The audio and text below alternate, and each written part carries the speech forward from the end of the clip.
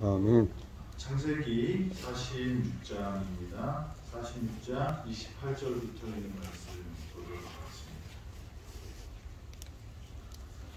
창세기 46장 28절. 야곱이 유다를 요셉에게 미리 보내어 자기를 고센으로 인도하게 하고 다 고센 땅에 이르니 요셉이 그의 수레를 갖추고 고센으로 올라가서 그의 아버지 이스라엘을 맞으며 그에게 보이고 그의 목을 어긋맞춰 안고 얼마 동안 울매 이스라엘이 요셉에게 이르되 내가 지금까지 살아있고 내가 내 얼굴을 보았으니 지금 죽어도 족하도다.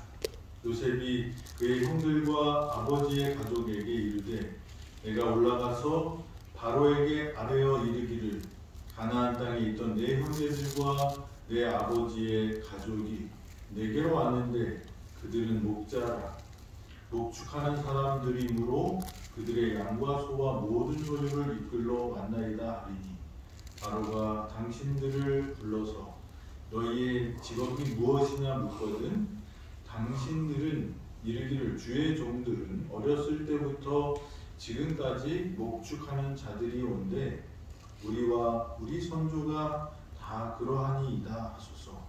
애굽 사람들은 다 목축을 가증히 여기나니 당신들이 고센 땅에 살게 되리이다. 창세기는 하나님의 창조로 이렇게 시작이 됩니다.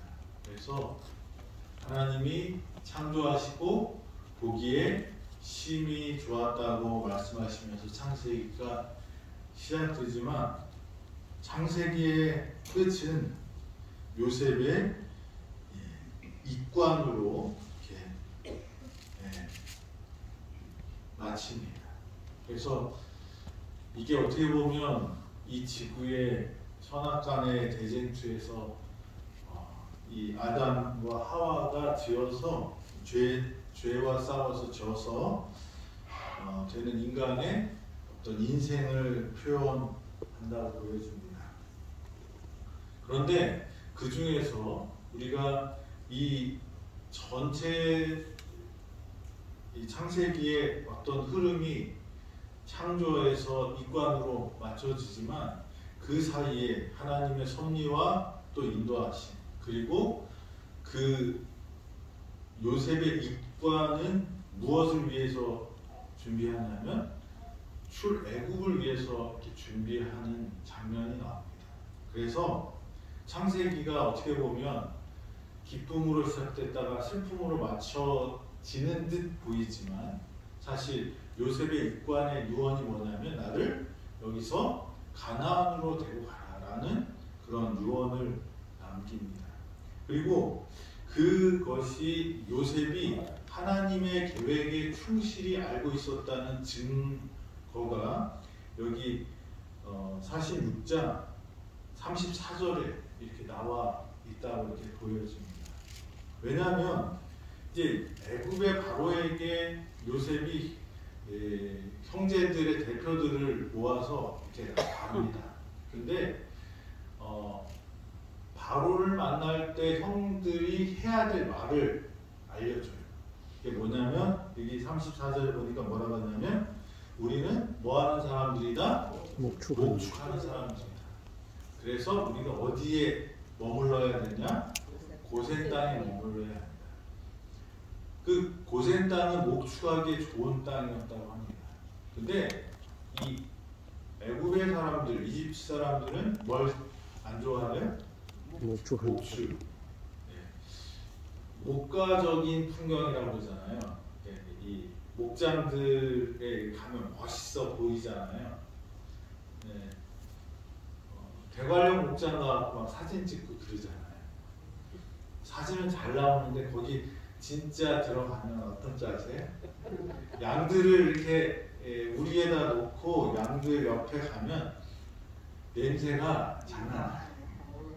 제가 뉴질랜드에 잠깐 갈 기회가 있어서 갔는데 너무 멋있어요. 이 경치가. 이 잔디밭이 이 구릉이 끝도 없이 있고 그리고 거기에 양들이 쫙 있어요.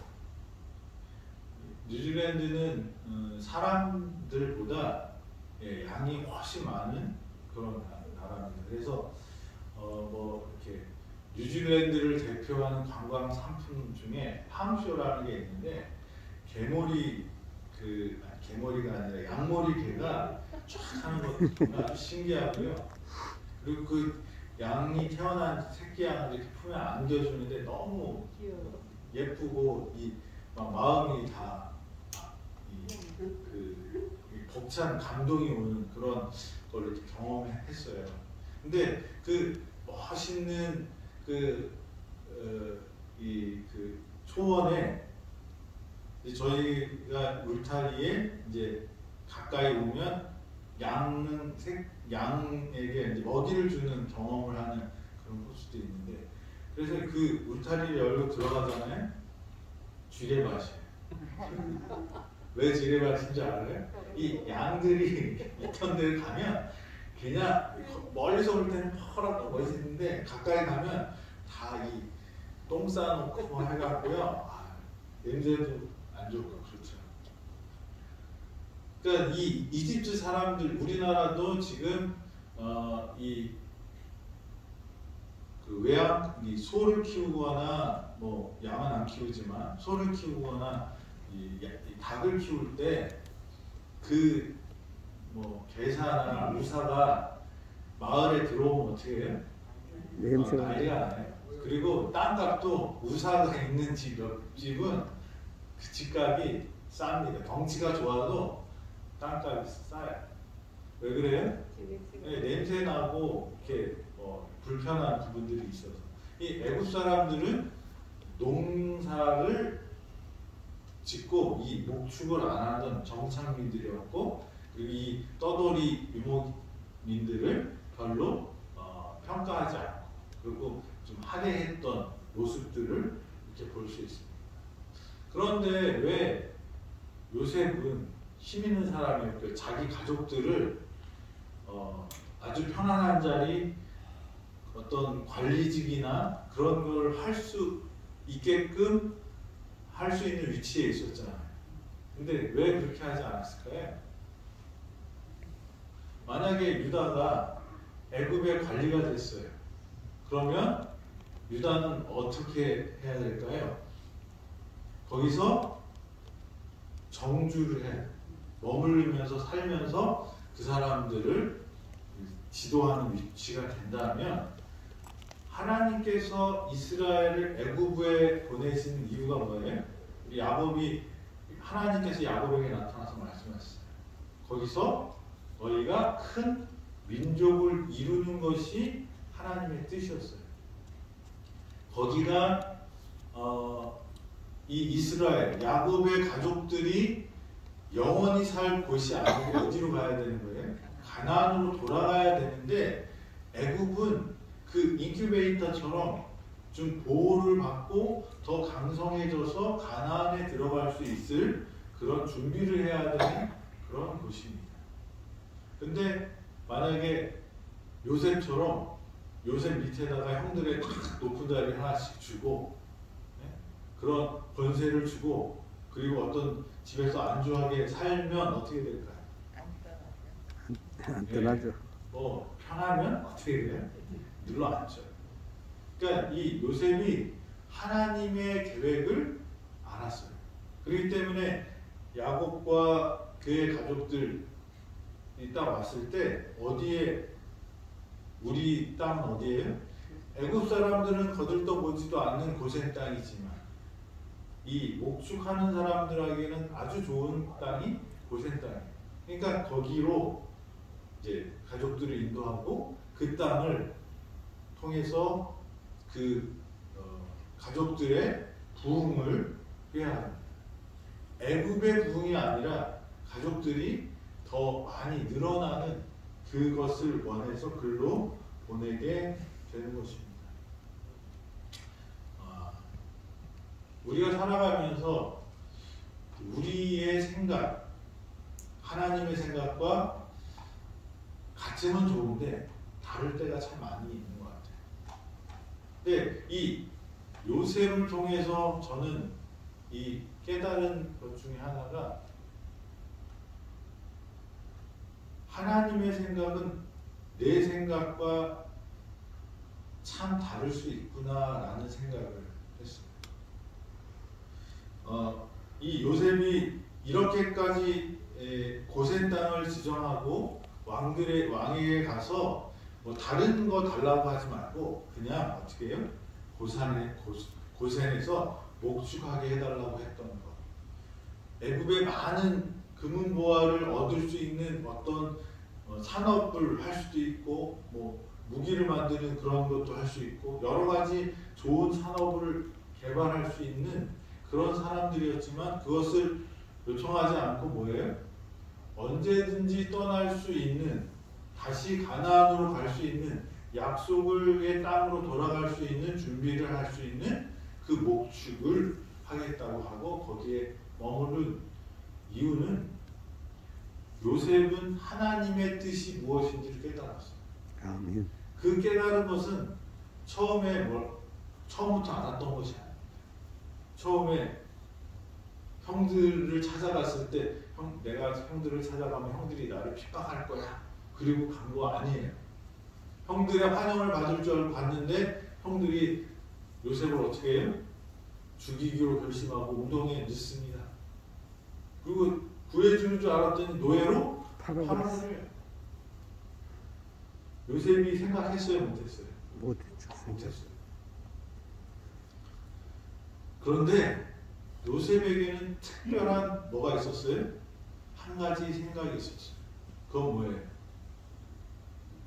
하나님에 대한 신뢰. 내가 알지 못하는 방법으로, 내가 생각하지 못하는 방법으로 하나님은 나를 선한 길로 인도하신다는 믿음이 있었어요. 아멘. 그래서 그게 죽음이라 할지라도 요셉은 어떻게 해요? 하나님에 대한 신뢰를 저버리지 않은 것입니다. 그래서 요셉은 노예로 팔려갔지만 그곳에서도 하나님의 아들답게, 하나님의 자녀답게 하나님과 동행하는 삶을 살아서 보디발에게 이 사람은 하나님과 동행하기 때문에 형통한 사람이라는 이야기를 듣습니다. 그리고 그 과정 속에서 요셉은 역전하시는 하나님을 경험하게 돼요. 아멘.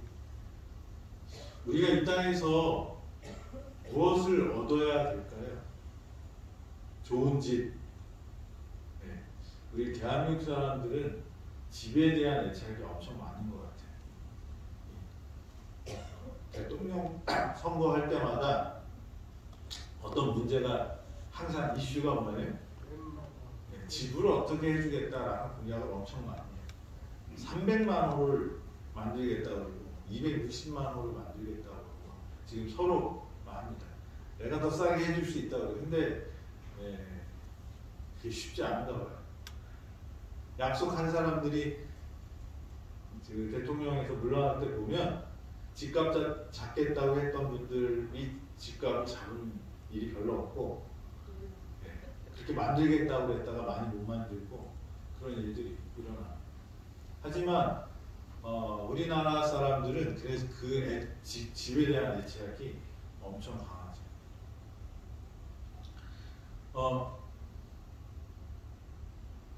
이 요셉이 그가 이 살아가면서 그런 여러 문제들, 하나님의 약속들 이런 것들을 기억하고 살면서 좌절할 때도 분명히 있었지만 그는 끝에 뭐를 항상 선택했냐면 하나님의 신실하심을 믿었어요.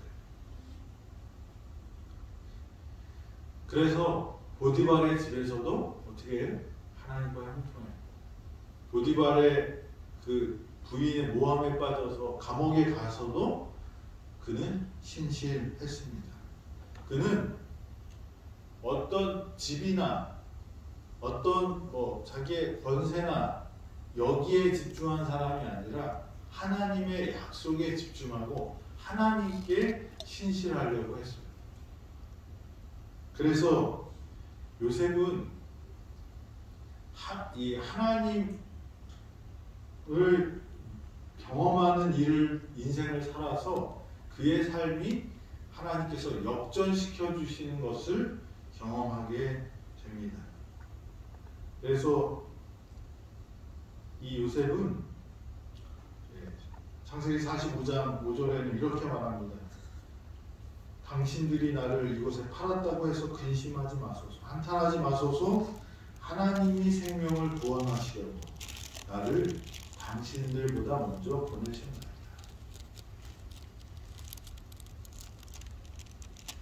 요셉이 처음부터 알았을까요? 몰랐죠. 요셉이 처음부터 고센 땅에 가서 우리 하나님의 섭리를 깨달았을까요? 아니요. 몰랐어요. 그렇지만 뭐에 대한 믿음은 확실했어요? 하나님에 대한. 나는 모르지만 누구는 아셔요? 하나님은. 내가 가는 길을 나는 모르지만 누구는 아셔요? 하나님은 아셔요.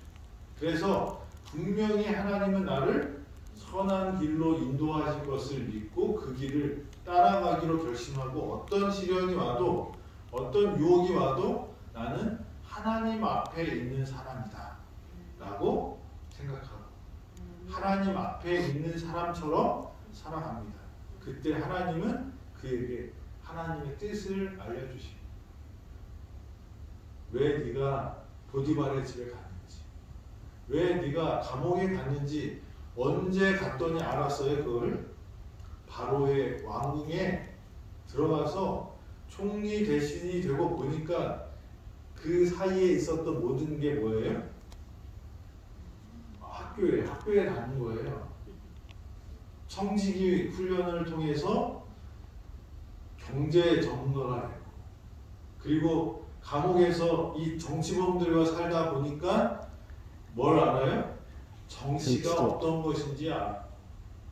그래서 바로가 요셉을 딱 픽업했을 때, 딱 선택했을 때 요셉은 두려움 없이, 걱정 없이, 근심 없이 그 일을 넉넉하게 잘 해낼 수 있는 사람이 되었습니다. 저희는 어차피 인생은 앞일을 알 수 없어요. 그런데 믿음이라는 것은 그 알 수 없는 미래를 향해 갈 때 누구를 선택하는 거예요? 하나님을 선택하는 거예요. 우리가 암에 걸린 이유를 우리가 잘 몰라요. 내가 왜 이런 병에 걸렸는지 다 알 수는 없어요. 그런데 하나님이 우리에게 분명히 주신 것은 뭐예요? 악을 선으로 바꾸실 수 있는 분이 누구예요? 하나님. 그거는 요셉에게 하셨던 것처럼 저와 여러분들이 어떻게 해요? 하나님을 선택할 때 하나님께서는 우리를 통하여 역전하시는, 악을 선으로 바꾸시는, 슬픔을 기쁨으로 바꾸시는 그 하나님을 경험하게 됩니다.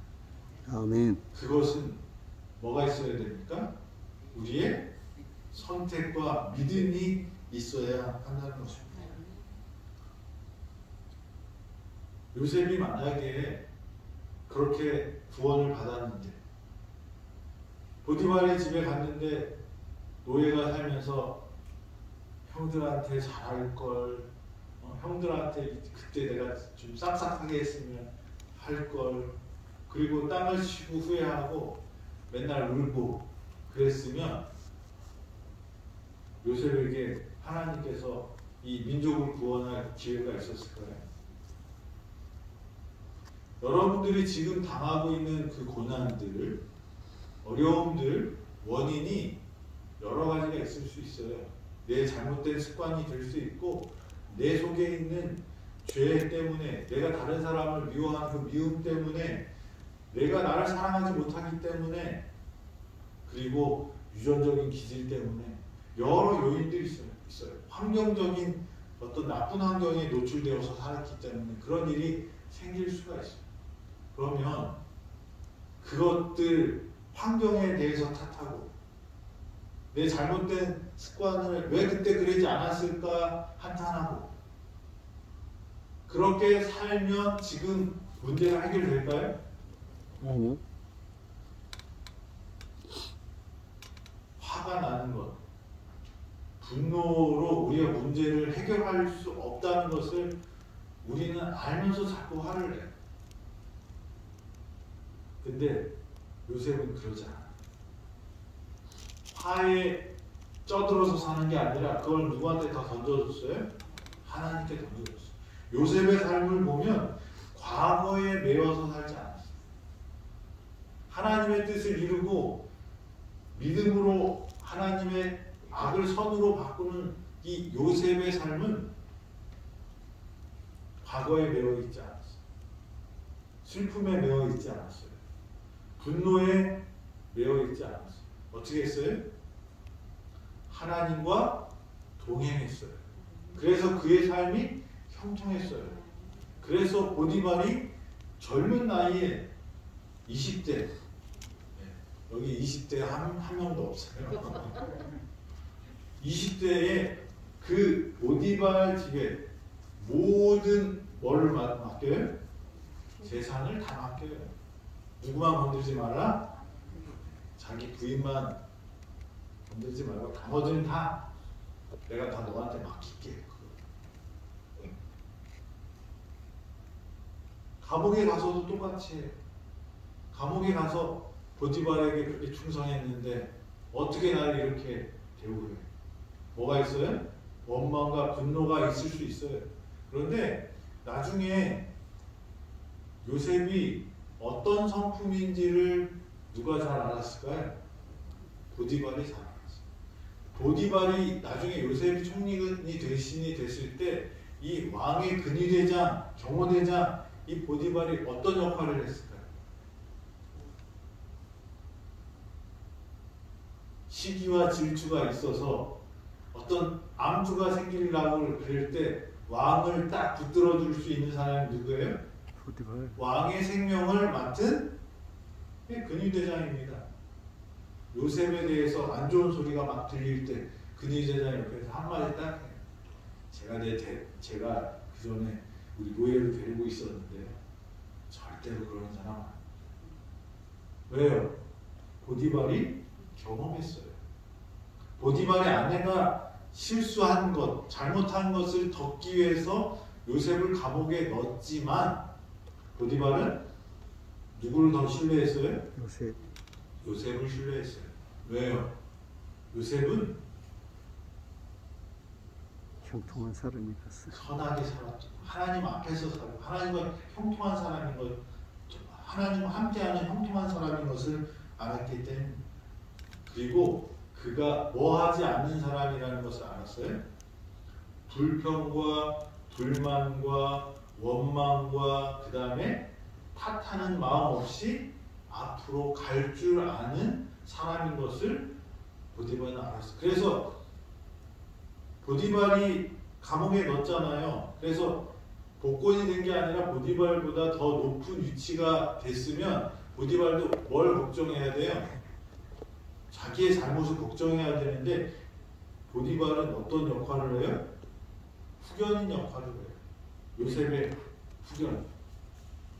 그렇게 할 수 있었던 것은 보디발이 요셉을 봤기 때문에. 요셉은 뭐가 없었어요? 자기한테 잘못한 사람들에게 안 갚으라는 복수심이 없었던 것을 알았어요. 저와 여러분들에게도 우리가 하나님의 역전하는 능력을 경험하려면 뭐가 필요할까요? 과거에 매여 살면 안 돼요. 여러분들이 아프게 된 이유들을 아는 것도 중요한데 그 이유들이 나를 치유할 수 없어요. 그거는 결과예요.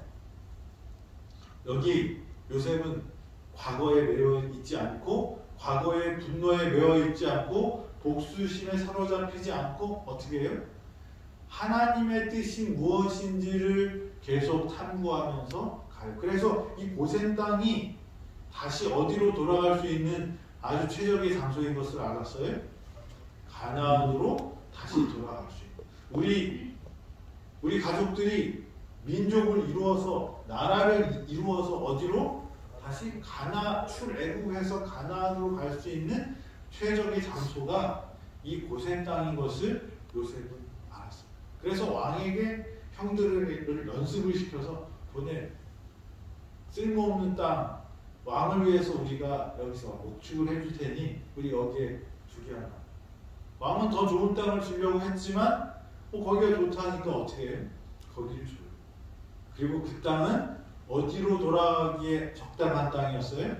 가나안으로 돌아갈 수 있는 그런 땅이었어요. 그래서 우리가 살아가면서 우리 인생에 어려운 일이 생기고 문제가 생기고 알 수 없는 일들이 생길 때 요셉을 통하여 하나님께서 우리에게 주시는 교훈은 첫째, 하나님은 선하시다는 믿음을 결코 잊지 말라는 거죠. 둘째는 뭐예요? 내가 이렇게 어려움을 당하게 했던 환경이나 어떤 사람이나 어떤 문제나 어떤 것이든지 간에 거기에 집중하는 게 아니라 어디에 집중하라는 거예요? 지금 나를 사랑하시는 하나님께 집중하고 하나님의 갖고 계신 뜻이 무엇인가를 생각하는 거예요. 그래서 요셉은 보디발의 집에서 하나님의 뜻을 다 깨닫지 못했어요. 감옥에 갔을 때도 하나님의 뜻을 다 깨닫지 못했어요. 그렇지만 그는 미움 대신에 하나님께 집중했고요. 그는 과거에 있었던 그런 억울함 대신에 하나님의 섭리를 믿고 하나님의 신실하심을 믿고 그 자리에서 그의 최선을 다했다는 것입니다. 요셉에게는 뭐가 있었을까요? 하나님이 주신 꿈이 있었어요. 그 꿈을 요셉은 버리지 않았습니다. 노예가 되셔도 감옥 속에서도 그 꿈을 버리지 않고, 그 꿈을 버리지 않는다는 건 뭐예요? 꿈을 가지고 산다는 사람은 어떤 사람일까요? 우리 아이들하고 얘기하다 보면 뭐가 되겠다고 그래요. 의사가 되겠다고 그래요. 변호사가 되겠다고 그래요. 그 꿈을 이루려면 어떻게 살아야 될까요? 꿈을 이루려면 뭐가 있어야 돼요? 지금이 있어야 돼요. 현재가 있어요. 여러분들에게 꿈이 있나요? 많지. 꿈이 있을 수 있어요.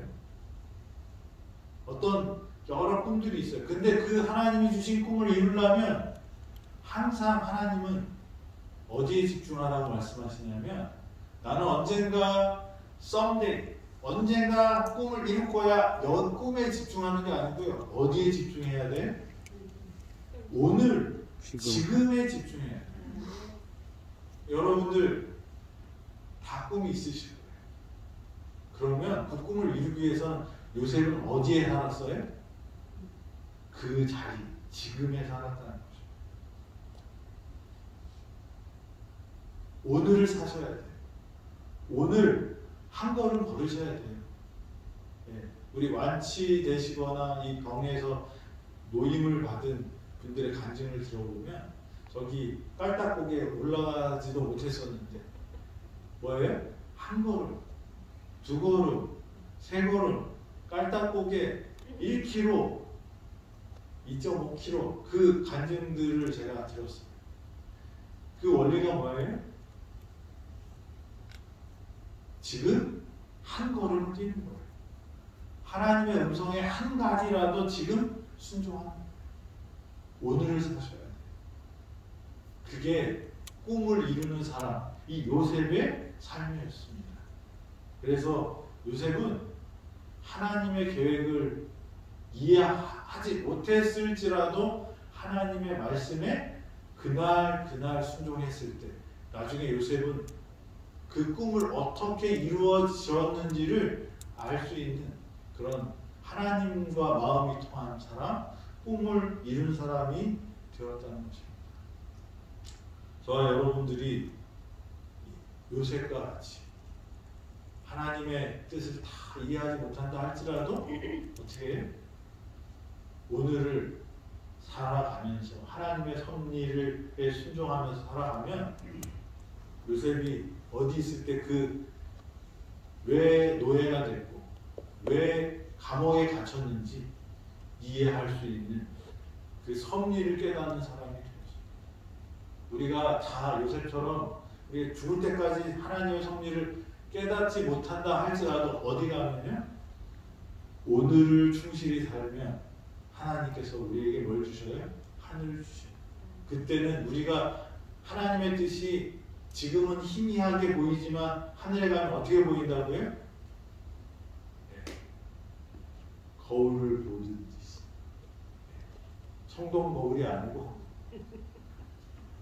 분명하게 보인다고 말씀하십니다.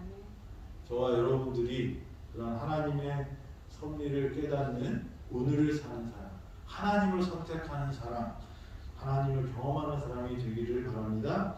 기도하겠습니다. 하나님, 오늘도 우리에게 생명을 주셔서 감사합니다. 우리가 하나님의 뜻이 어디에 있는지 잘 모를 때가 많습니다.